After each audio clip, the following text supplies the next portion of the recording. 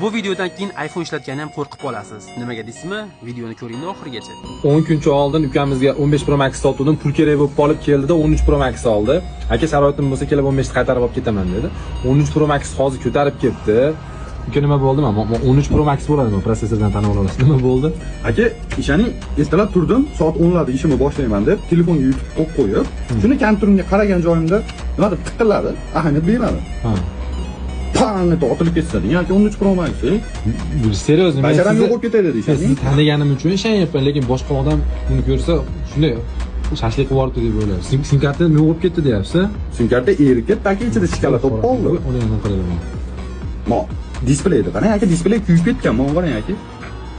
Mo stiklo o'stiribdi, mana o'zingiz bosib bergan. Mo displeyda qarang aka, kuyib ketgan. iPhone legenda deb to'ydirishadi-yu, hali Poco'da Midus'dan kulib.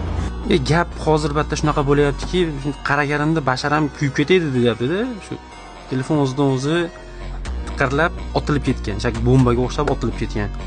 Bu narsani men taxmin qila olmadim. Bittagina taxminim bor. Zaryadnikni boshqa zaryadnikka qo'ygan. Redmi'larda qaysidir amperi baland zaryadnikka qo'yib qo'ygan deb o'yladim. Balki uni qilmagandir.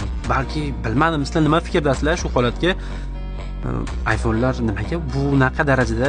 Bu birinchisi bas adashmasam. Bundan oldin ham shunaqa holat bo'lgan. Fikrlar yozib qo'yinglar, videoga like bosib qo'yinglar, iPhone ishlatayotganda porядочный zaryadkaga qo'yinglar. Bu ancha xato narsa.